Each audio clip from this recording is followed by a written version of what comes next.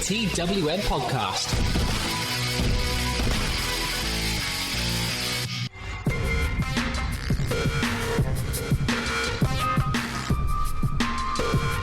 The Revolution is coming this Saturday. It's AEW Revolution this Saturday. It's very, very close, and it's crept up on us because, well, it's never given as much exposure as WWE because WWE is everywhere in the world. Welcome to the Wednesday Night Wars podcast, hosted by the ever trustworthy me. Hello.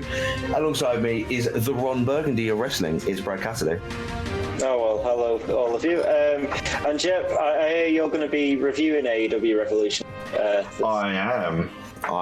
So I'm Bagsying the company's Fight TV at some point so I can watch it and then review it. Because I don't think I'll stay up and watch it. All right, yeah, it shows though that you'll at least have a bit of forward on from the podcast with that. So. Exactly. It's all fun and games. But this AEW episode was obviously very heavy on the pay-per-view. It's coming up. It's their first one of the year. So they were very focused on that. There was a lot of recaps and coverage, and I think they did a Revolution rundown, I think they called it. It might be something completely different. I might just be making that up. And it was where they went over... it's just Countdown to Revolution. I don't know why I said anything else, because it's always countdown to something, where they sort of went over all of the rivalries.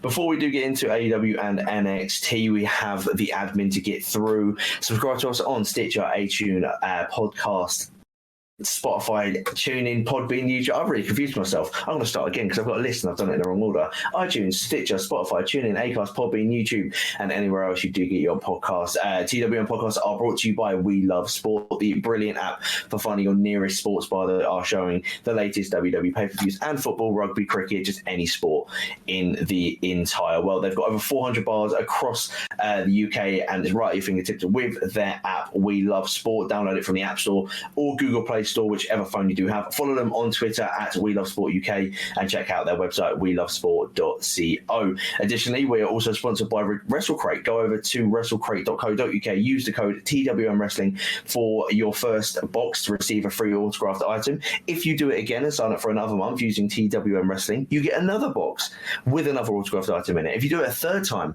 you get another box with an autographed item in it. So use the code TWM Wrestling at wrestlecrate.co.uk and you get 3 months worth of autographed items. I've got mine, and this month it was a fetching picture of David Starr. I also got Eddie Kingston, the artist's like an artist rendition of Finn Balor, a brilliant poster of Pentagon Jr., a little picture of Edge as well, a DVD, a t-shirt. They are so cool.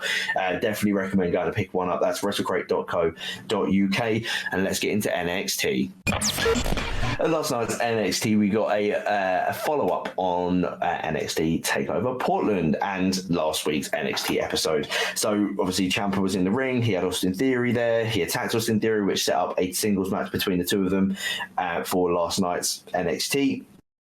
Austin Theory was brilliant in defeat. He did lose to Ciampa after Ciampa hit the Willow's Bell, and the fairy tale ending to pick up the 3. But Theory definitely showed that he has got what it takes to be a Triple H boy, in a sense. Gargano did attack him after the match. What I really like, Brad, is that he had a DIY t-shirt tucked into his jeans. What, Gargano? Gargano, yeah. If you watch it back, he comes in, he's got a blue sports blazer on, I don't know why, a white t-shirt, black jeans, and he's just got a t-shirt tucked into it, and you can see the blue of the DIY. It was like when they did like the American-looking flag one. I think it was the most recent t-shirt design. He's got it tucked into his jeans, which I think was a pretty nice touch. It was good, yeah. I'm going to say something about Austin Theory. It's going to be controversial. I think perhaps he's going up a little bit too soon. I think he's going too quick as well. I agree with you. Yeah, it's just... I could tell potential, but like he's not there yet. I mean, it was an all right match, but like Ciampa carried a lot of it. Like Austin Theory I think he needs a bit more work, and then he'll have a decent run eventually. I mean, yeah, he's only 22. He's only 22. He's got a long time to develop, but he's a very much Triple H kind of guy, isn't he? Oh yeah, I can see. Well, I'd say he's more a Vince guy actually. You look at like Mr. Anderson or other people that Drew sort of when he... Exactly, ruthless aggression era sort of guy. If you've been watching that documentary, that's amazing. But reminds me a lot of sort of the people that was sort of in the mid 2000s on that. So I can see him having a decent place on the main roster. It's just not yet.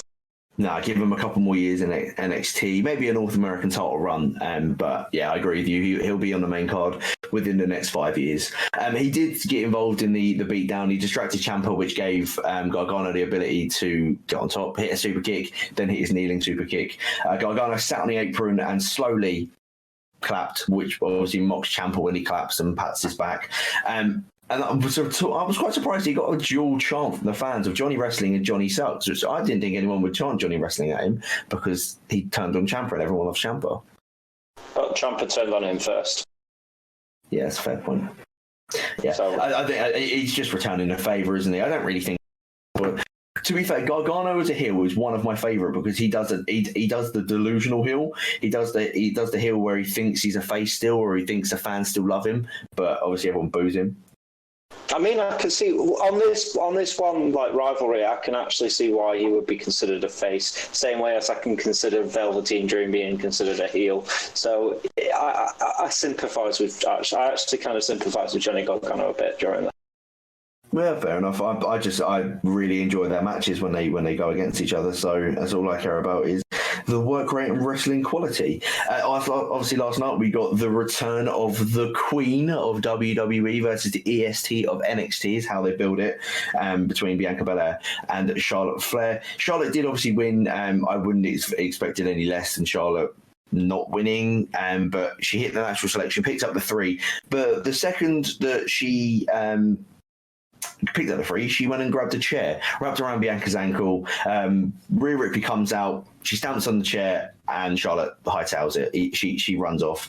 I will say, Hal Richards, one of our TWM crew, the guy, graphics guy, and he does live tweeting and that sort of stuff. I'm sure everyone knows who he is. How he thinks that Bianca Belair is not ready is beyond me. She is phenomenal. Yeah, I mean, I don't agree with Bianca Belair, but do you not think that right at the end of that match it felt incredibly rushed? Like, I don't know if you watched it like sort of live. A little bit, kind of. I can see where you're coming from. Like it just felt like spear here, move here, lock there. Especially like because it went like 6 minutes over the time it should have done.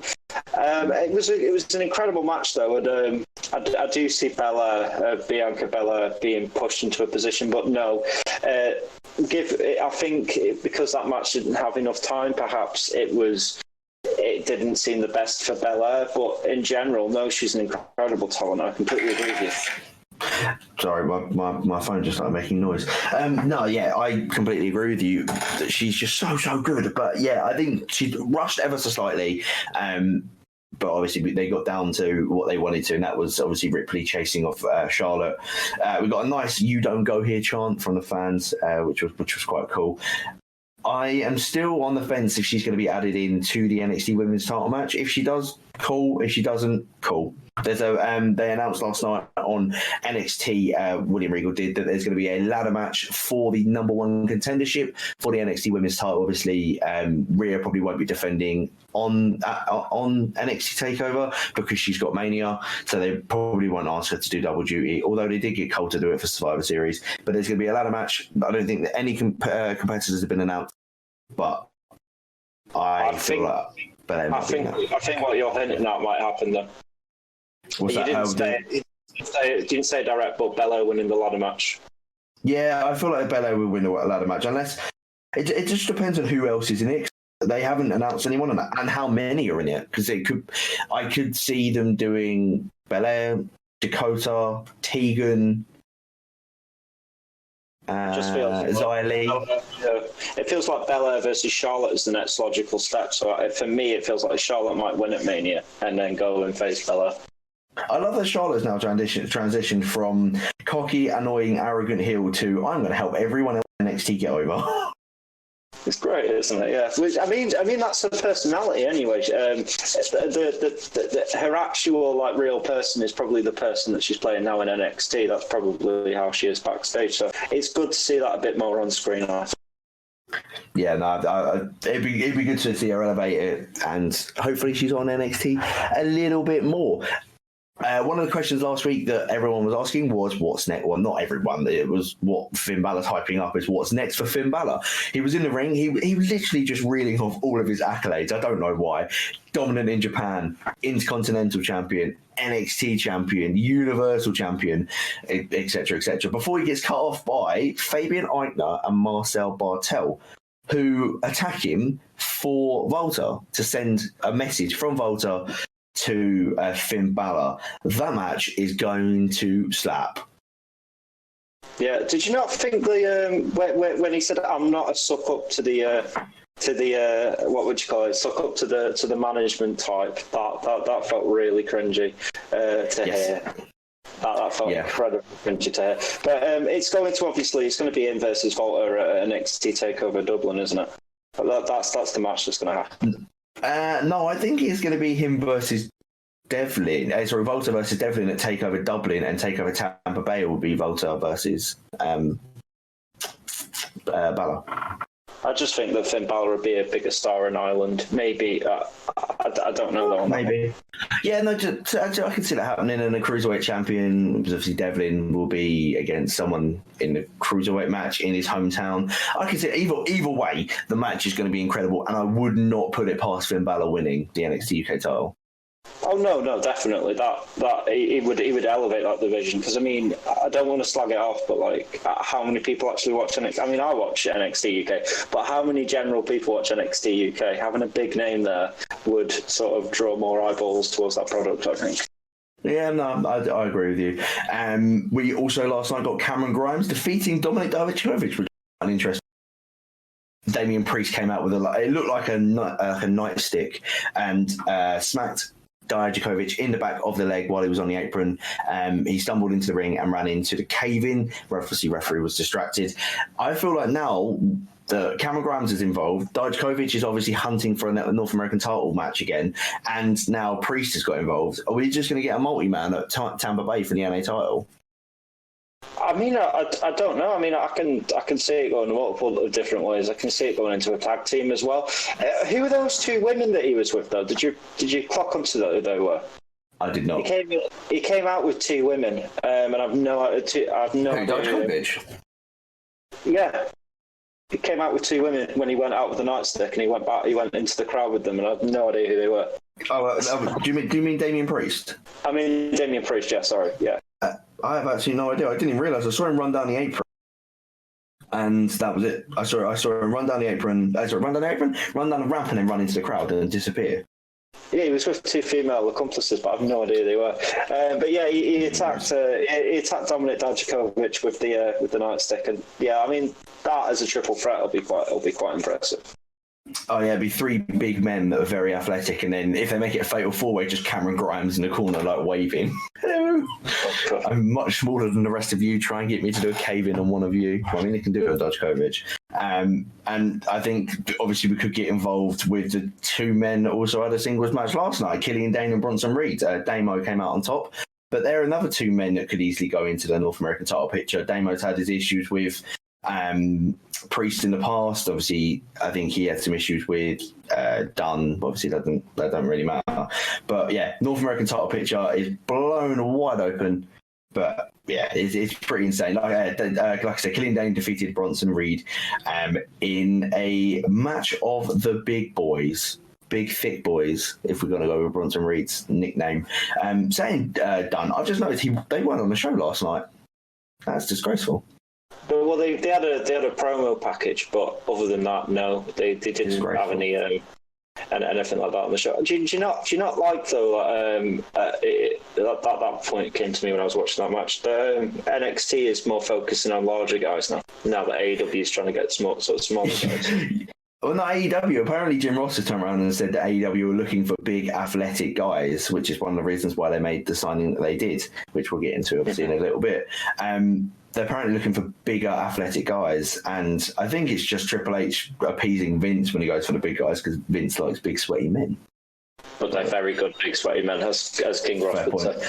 That's a very fair point. Saying the tag team champions were there, we did get some tag action last night as the Grizzled Young Veterans. Sorry, I'll do it again. I can't do it. Scouse accent. I'm not going to bother.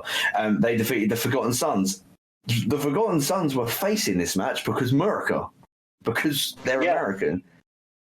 I like that they gave them a bit of a backstory though, because two of them are Army veterans, and you might not know if you didn't listen to. It's just Wesley Blake that isn't it? No, yeah, it's just Wesley Blake that wasn't a veteran. But the fact that even Mauro Ranallo drew to it, it's like, 2 out of 3 of these are veterans. So I'm like, to be fair, the Forgotten Sons were very much living up to that name. They were sort of just there. Exactly. But like, if you've given them a bit of something like that, same way they've done with Lacey Evans, if you're giving them something like that, they're going to stand out a lot more. You're going to get a lot of USA chants during their matches. Oh, definitely, yeah. But if they do a match over here, like it'll be like the Hearts in Canada, won't it? It'll just be reversed. Yes. Yeah, it's a fair point. Grizzled Young Veterans are basically just playing the evil foreign heels at the moment, and Zach Gibson should count himself lucky because he has a friend like James Drake, because he saves him constantly. He just does whatever he can to get in the way. Last night, the end of the match, I think, not Blake, not Cutler, the other one. I can't think of his name.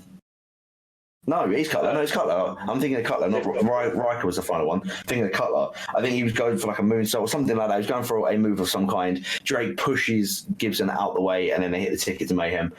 I think that everyone just needs a friend like James Drake. Oh, definitely, yeah.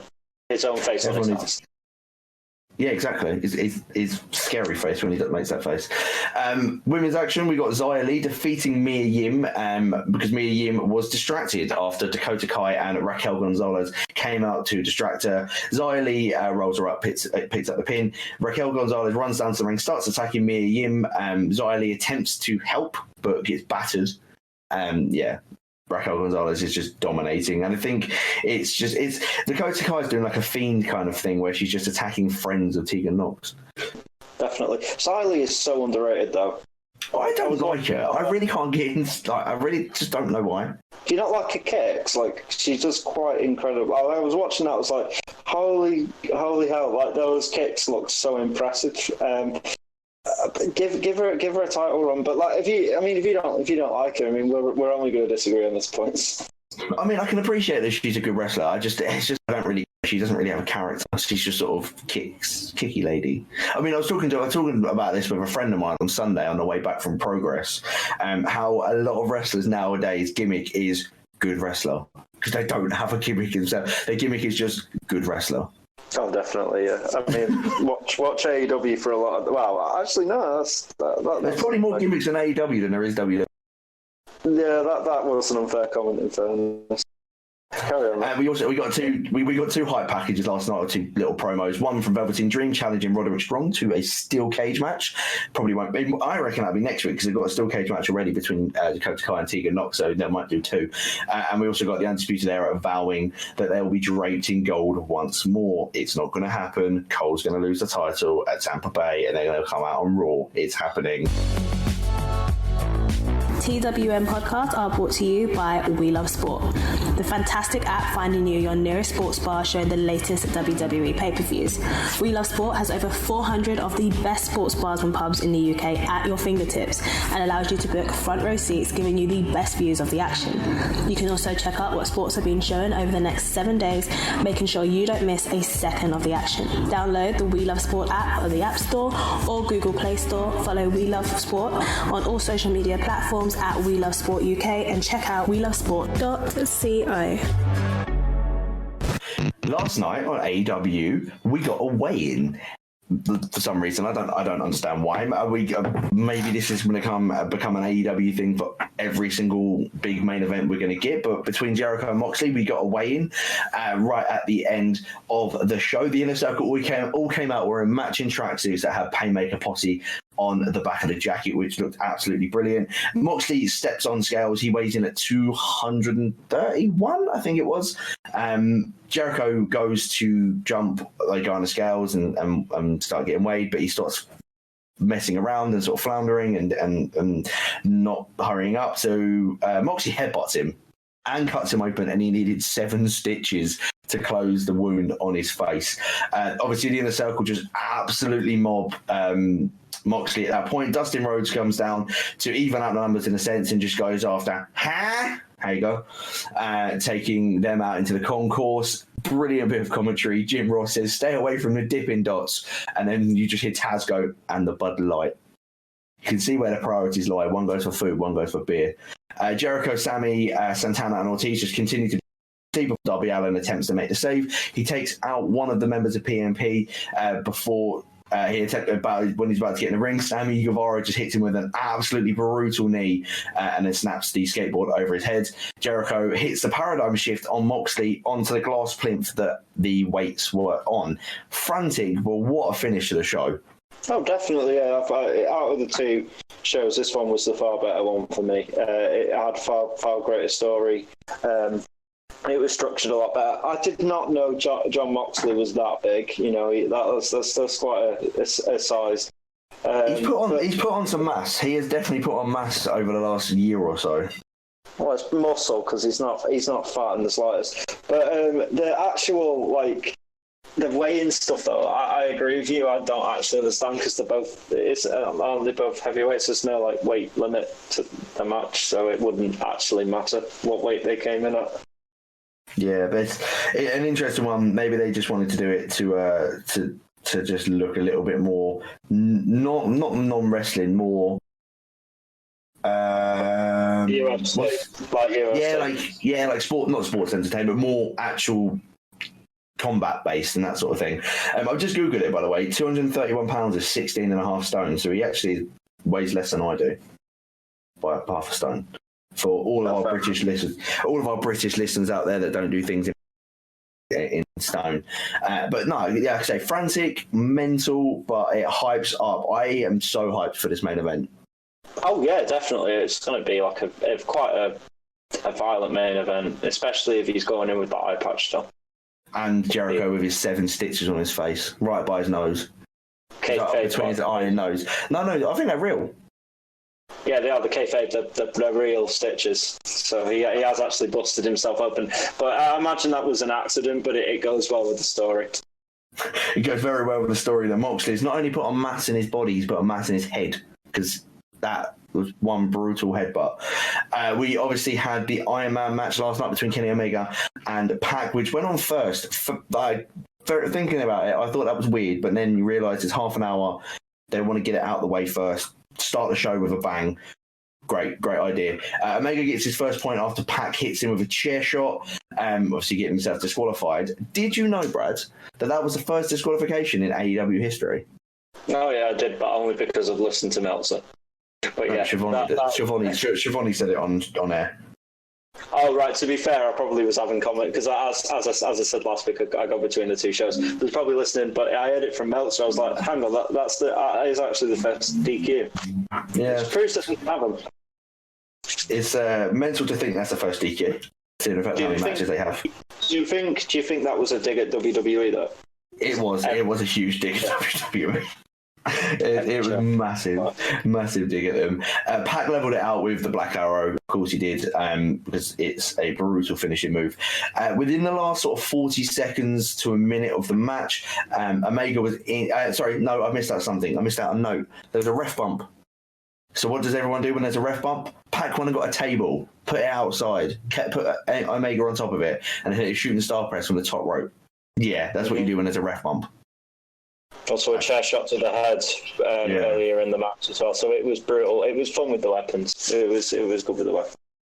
No, it did make it good. But yeah, like I said, with about a minute or 4 seconds left on the clock, Omega was trapped in the brutalizer, just looking up at the time. He kept trying to wriggle round, trying to turn it into a pin, trying to get out of it.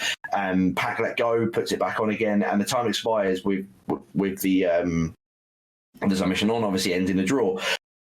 Pac is furious. He pushes the referee over. He attacks him, and he crumbles into the corner. He's trying to get rounds and sort of sort everything out. Justin Roberts has got a headset on, a little earpiece, and says the match is going to extend into overtime. It comes down to Aubrey Edwards as a replacement referee. She got a massive pop from the fans. Oh, yeah, definitely. Everyone loves Aubrey. And then Omega won with the one-winged angel, which is still one of the most protected wrestling moves ever. I don't think I've ever seen anyone kick out of it except for Kazuchika Okada. And he's like... Did you not find it weird how the Young Bucks were there, though? Kind of, yeah. Obviously, they're still friends with Omega. They're still friends with Omega. Adam Page wasn't. Yeah, because Page doesn't like them. Fair enough, yeah. I mean, well, it was late in the show, actually, when they did the well, I'm sure you'll go into it, but when they did the sit-down interview, exactly. After the match, Pac heads up to the top of the ramp. Up there is Tony Schiavone waiting for a post-match interview. He's talking just about general bits and pieces and out-wanders Orange Cassidy. I don't understand why. He has a stare down with Pac.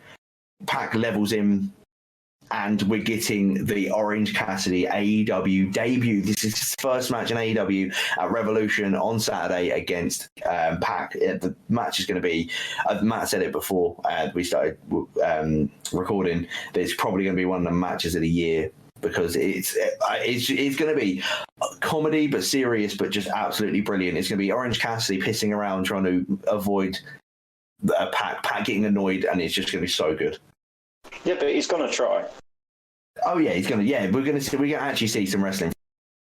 Not. No. I mean, did you not see when the best friends did it at the end? He's like, oh, he's gonna try, and then the crowd said, please don't try. It was, that was one of the best parts of AEW for me. Just that actually made me laugh. AEW can do comedy better than WWE can in a yes, because Vince has a really outdated version of comedy. Definitely, yeah. That's why. Speaking of the best friends, last night they defeated the Butcher and the Blade. Basically, this match was brilliant from one aspect, and that was the outside interference aspect of it. Chucky Taylor, or Chucky T, was just getting battered by both members of both Butcher and the Blade for ages. Managed to get the hot tag, gets in Trent Beretta.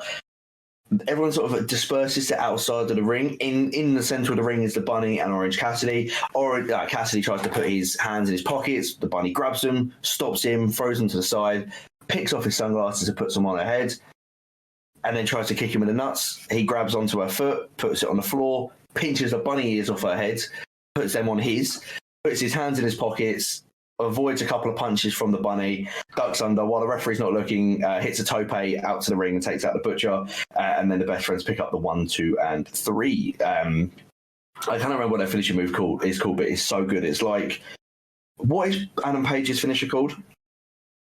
I was going to say buckshot lariat, but I have no idea about it. It's not the buckshot. It's the reverse tombstone one that he does.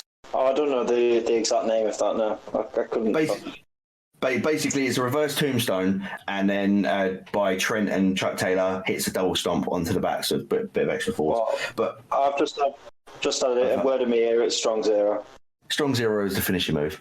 Thanks to the voices in Brad's head. But yeah, so I know it was after that match, as Brad alluded to, that we got the announcement that Pac will be facing Orange Cassidy. Orange Cassidy had a big smile on his face, and that's where Chucky T said that he's going to try, and everyone's trying to, please don't try it, because it's going to be hilarious. Also, as Brad alluded to, we got a sit-down interview, which was pre-taped and then aired between the Bucks, Kenny Omega, and Adam Page, hosted by Jim Ross, who was sort of sat in between. This got heated quickly. If it wasn't for the Young Bucks, he'd still be a jobber and Ring of Honor. Yeah, the quote from Nick Jackson, as I've copied it, the internet, it was, "You were a jobber and Ring of Honor. We brought you into the Bullet Club, and look at you now, you're a star." God, Nick, that's harsh words to say to the man. That got to the point where that he got up and left. He made a point, though, that what I was saying for weeks, though. It's like, do you really need a drink in your hand when you're doing these interviews? Yes. He's a cowboy. He's a Texan. They always drink. I don't know, actually. But this match is heated. This match is going to be so good. And I cannot wait for Kenny Omega to turn heel and help Young Bucks win. That's what I'm sticking with there. No, but I mean, Kenny Omega just basically buried his own team. It's like, oh, we won it by accident. Yeah, he did say he buried his own opponent, saying like, oh, like he was gushing over the Young Bucks, and obviously Young Bucks thing has been, I'm surprised you won it before us. So like in the conversations that obviously Brad and I have had regarding like Velveteen Dream and being the face in that situation, the Young Bucks are meant to be like a face, the more face team here, but they're actually more of a heel. They've been proper dicks to Adam Page. I feel really sorry for him. That's probably why he's drinking. He's so upset by the hurtful words from his former tag team partners that he's just he's just been resorted to drinking. We got a bit more ball tickling in regards to Matt Hardy.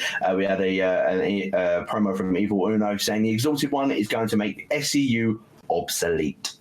I really want it to be someone really, really random now. I don't want it to be Matt Hardy. I don't want it to be Raven. I just want it to be someone so unbelievably obscure that everyone that's got egg on their face. Like, I want it to be like Tony Khan or something stupid like that. It'd be just so good. Norman Smiley. You ripped that off, Cultaholic. Yeah, I did. What's that? Yeah, I just really want it to be someone unbelievably random, so weird, and because the big news that obviously Matt Hardy's been offered a deal with NXT or something like that to keep him in WWE. I can't see them giving it to Raven. I think it's going to be Matt Hardy. Like, everything's pointing to it, but I just love for it to be someone really random, because it'd just be hilarious. Last night we got a fatal four-way between four of the members of the women's division: Hikaru Shida, Yuka Sakazaki, Big Swole, and Shanna, with Hikaru Shida coming out on top.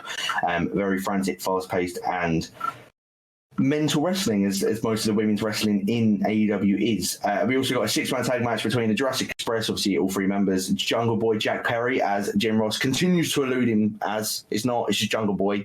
Obviously Luchasaurus and Marcus Stunt against Sammy Guevara and both members of PMP, Santana and Ortiz. Sammy is about to use a sock that's got something in it. I think it's baseballs inside to attack, I believe it was Jungle Boy. Before Darby Allin appears, takes it out of his hand, and Jungle Boy obviously takes advantage of it, hits a Hurricane Rana, picks up the win, and then Darby Allin chases them off with the sock-filled baseball, whatever it is, and then has his cue cards, as obviously he's got no voice, that just says coffins will drop at AEW Revolution. We also got a... Go on. He's just doing it to intimidate Thing, isn't he?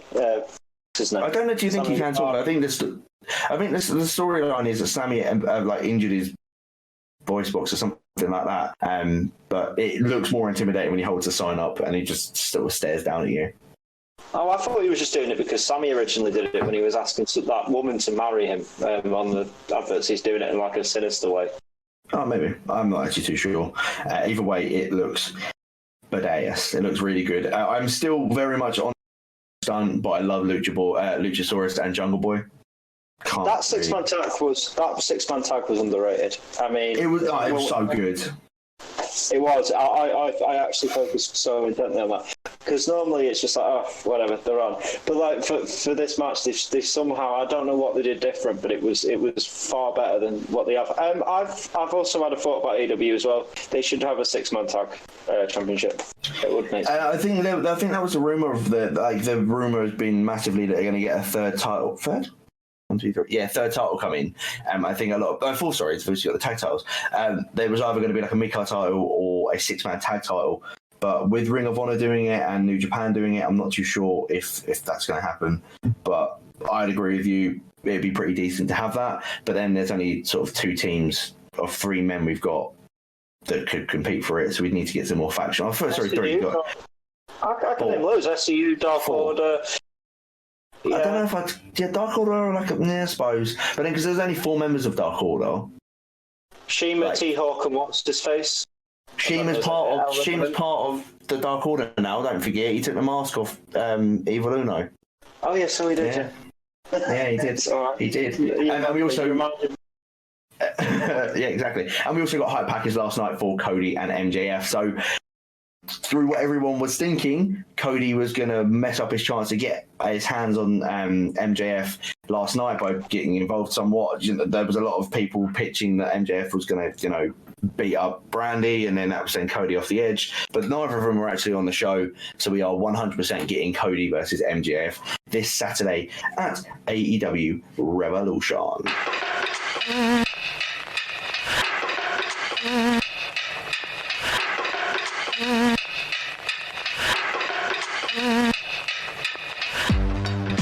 TWM podcasts have joined forces with WrestleCrate, the original and best monthly theme, monthly wrestling subscription service to bring you a fantastic deal. If you use the code TWM Wrestling when you sign up to a monthly subscription at WrestleCrate.co.uk, you will receive a free item in your first month's box. Then, if you stay for another month, you'll get a second free item. And then, if you stay for a third month, you guessed it, we'll give you a third free item. It's as easy as 1, 2, 3. WrestleCrate brings you the best swag from the biggest companies and names in the wrestling world.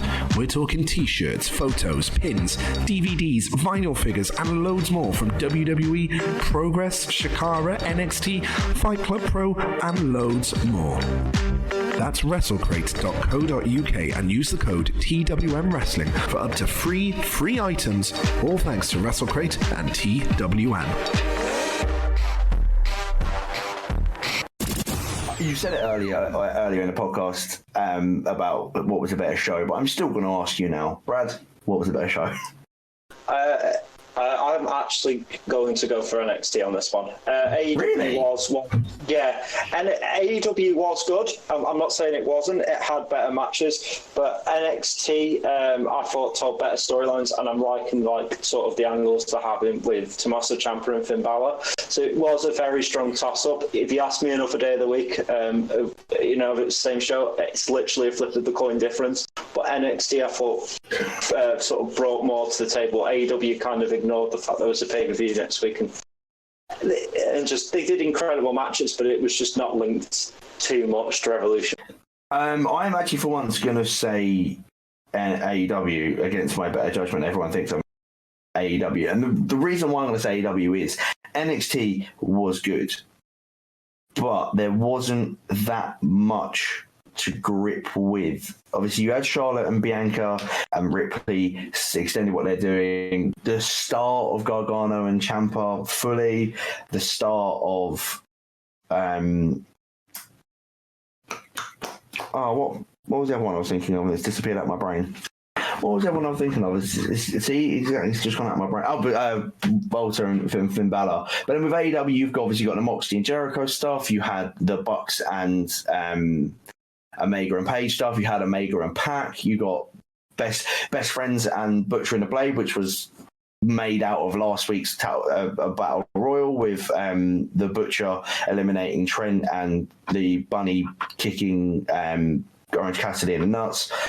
And yeah, it was just a bit of a continuation. And I really enjoyed the show. Obviously, you got the tease with with Matt Hardy and saying SCU being obsolete, some good women's matches, and the Jurassic Express actually having a really good 6-man tag match, considering the fact that I really don't like Marco Stunt. So I'm going to say AEW, Brad's going to say NXT. We're going to go a tie, but that's life.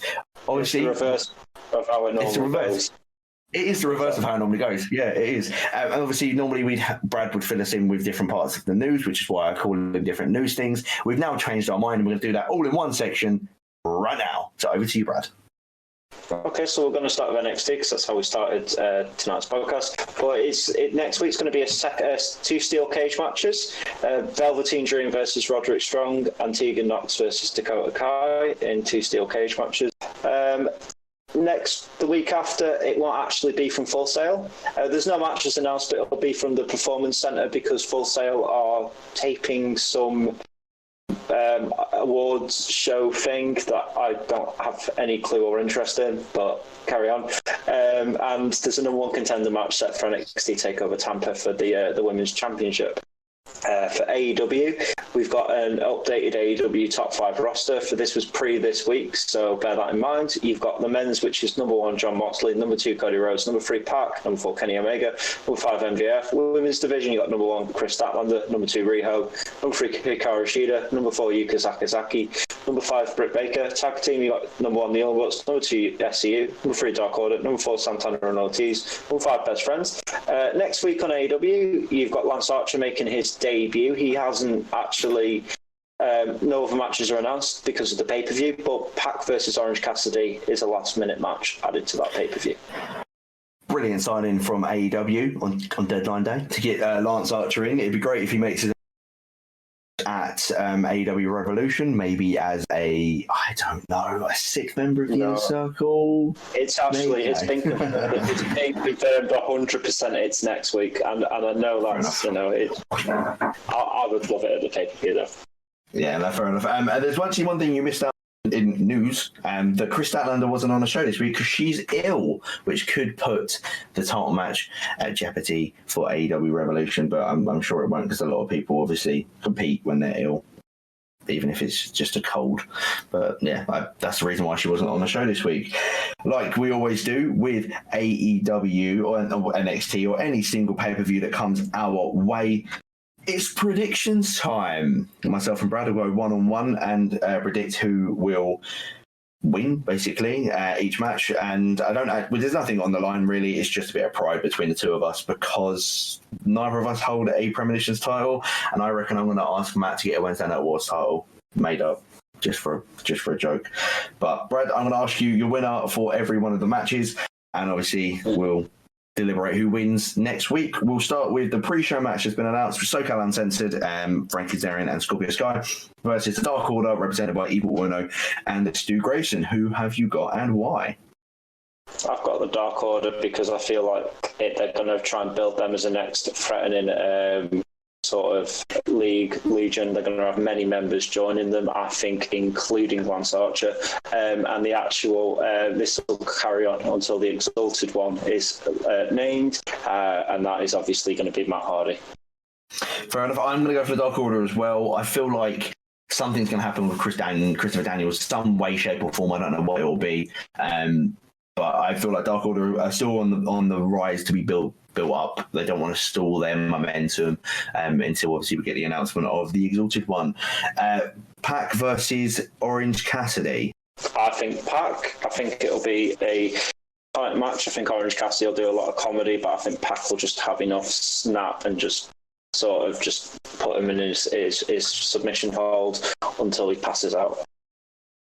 Fair enough. I agree with you, but I'm going to say Orange Cassidy's going to win because I think Pac will snap and get disqualified and go ballistic and get disqualified. Orange Cassidy's debut match in AEW, I just think that why everyone absolutely adores the guy. Why don't you just give him the win? So I'm going to go Orange Cassidy as the winner for that match. Next, we've got Nyla Rose versus Chris Statlander, for the AEW Women's Championship. Brad, who have you got and why? Well, Nyla Rose, she's the biggest impressive woman on the roster. She's quite new to having the belt, and they're going to try and push her. She's the first transgender person to ever win a championship in a major American promotion. I think they're going to try and just keep that momentum going a bit for her and sort of promote that a bit more, and just try and excel her a bit more on the show. What do you think? Oh, I completely agree with you. She's only had it about 20 minutes, so we got to give her some time to reign with it, to run with it, to be probably the most dominant women's champion that they're going to have in a very long time. But I think Chris Statlander will be the person that dethrones her 6 to 10 months down the line, maybe 12, something like that. We've got Darby Allin versus Sammy Guevara. I don't know why I rolled my R there. For I don't know the rights to break someone's voice box. I don't know, Brad. Who've you got and why? I've got Darby Allin, and that's for the simple fact that I see the rest of the Inner Circle winning that night, and I don't want it to be a clean sweep. Fair enough. I'm going to go Darby Allin, but I think they're just building him up to just next level. Like, he has got such backing behind him. He's so captivating, brilliant. I'm going to go to Darby Allin, but yeah, just because I think he's absolutely fantastic. And Sammy Guevara doesn't need to win to be a smarmy little dick. Really, we've got Jake Hager versus Dustin Rhodes in Jake Hager's debut match for AEW. Brad, who have you got and why? I've got Jake Hager. I think he's going to destroy Dustin Rhodes. I think he's going to come out as a big monster, and that's kind of how they want to position him, as the big heavy. And to have him lose on his debut match would just derail all forms of momentum for that. Do you think he's going to do the old singlet, or do you reckon he'll do what he does now for MMA and it'll just be like the shorts? I think he'll just do the MMA shorts because they want him. I think he'll even have gloves on because they want to make him look like a monster. Yeah, no, I agree with you. I'm going Hager as well. And the final three we may differ on. The next one is Omega and Page versus Young Bucks for the AEW Tag Team titles. Brad, who have you got and why? I think the Young Bucks are going to win because Kenny Omega is going to turn on Adam Page, and he's going to cost him the win. The Young Bucks will literally just walk over and pin him. Okay, I lied. We aren't going to differ on those because I'm going Young Bucks as well because, they are the face of the company in the tag team division. Page and Omega are going to turn on each other at some point. This makes perfect sense. For one of even if it's that Page that turns and just leaves because Kenny is such good mates with the Bucks, he's just sick of having to be around the pair of them or the three of them, and but then I can't see them pinning Omega in that sense. But yeah, I'm going with Young Bucks as well. Second to last match, MJF versus Cody. Obviously MJF accompanied by Wardlow, and Cody will no doubtly be accompanied by Brandy and Arn Anderson. Who you going with and why? MJF. I see Arn Anderson turning on Cody Rhodes as well, and giving MJF the win. I'm going to go Cody just to be different because we've gone for the same one bar one match. So I'm going to go Cody. I was going to say MJF. He'd literally scrape it by the skin of his teeth and then he could just go, he's beating Cody. But then I also can see them going with Cody winning and shutting up their little smarmy dick. But then MJF having a little tantrum and having a hissy fit and wanting to get another shot at Cody. And either way, it's going to be a great match and a great continuation of their storyline. And finally, which will no doubt be the main event of the evening, Chris Jericho versus Jon Moxley for the AEW. Jericho? I am, yes. Indeed. I think Jericho will be, he'll basically surround the ring in sort of a lumberjack type fashion with all the people from the inner circle around him. Jon Moxley will basically try and just fight him. I think that it'll end up being twisted and it'll be changed into a no DQ match, and it'll basically be a 4-on-1 assault on Jon Moxley. Fair enough. I'm actually going to go for Moxley. It feels like a really good time to put him as the world champion. Obviously, Jericho is Jericho. He's an absolute legend of the business, but the amount of momentum and push they've had behind Moxley over the last 6 months is just been brilliant. And I think this is the time to go for it and to put the title in someone else's hands, because they've only had the AEW World title in commission since May 25th, 2019. August 31st, 2019 was the first day that Jericho won it. That's quite a while. That's, what we're saying, 6 or 7 months. I think it's a good time to change the title over to Moxley. So quick rundown of the predictions. Both of us have gone for Dark Order in their match against SCU. Brad has gone for Pac. I've gone for Orange Cassidy. We've both gone for Nyla Rose in her defense against Chris Statlander. We've both gone for Darby Allin against Sammy Guevara. Both gone for Jake Hager versus Dustin Rhodes. Both gone for Young Bucks in the tag title match against Omega and Page. Brad's gone for MJF, I've gone for Cody, and he's gone for Jericho, and I've gone for Moxley in the AEW World Championship match. It's going to be a very good show on Saturday. Make sure you do watch it and head over to our Twitter, because we're doing a giveaway for one of you lucky people to go and be able to win AEW Revolution on Fight TV, courtesy of Fight TV. Go over to TWM Wrestle, at TWM Wrestle on Twitter to get yourself entered into that competition, so you're able to watch AEW Revolution live from. Hold on, where is the show? Where is the show? From Wintrust Arena in Chicago, Illinois. Cool. There you go. Brad's got the scoop. But like say in social medias, go over to Facebook, Twitter, and Instagram at TWM Wrestle. Subscribe to us on iTunes, Stitcher, Spotify, TuneIn, Acast, Podbean, YouTube, and everywhere you do get your podcast from. Go over to Google Store or Apple Store, whichever one you've got. Download the We Love Sport app to find the closest bars to yourself, which will be showing wrestling events and football and cricket and any other sport you are interested in. That's the We Love Sport app. Go over to their Twitter, We Love Sport UK, and follow them, and their website, welovesport.co. Additionally, go over to wrestlecrate.co.uk. Use the code TWM Wrestling for a free autographed item when you do sign up to your monthly box. Do that for 3 months on a bounce. You get 3 months of autographed items. Additionally, one more, and I promise it's the last thing I've got to speak about, and it's going over to our website at twm.news. I don't know why I said at, to read yourself some wonderful articles. We had a lot of good stuff going out this week.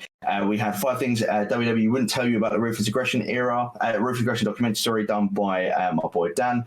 We had looking back at the road to WrestleMania 28, following on with James doing a little bit of a series on that.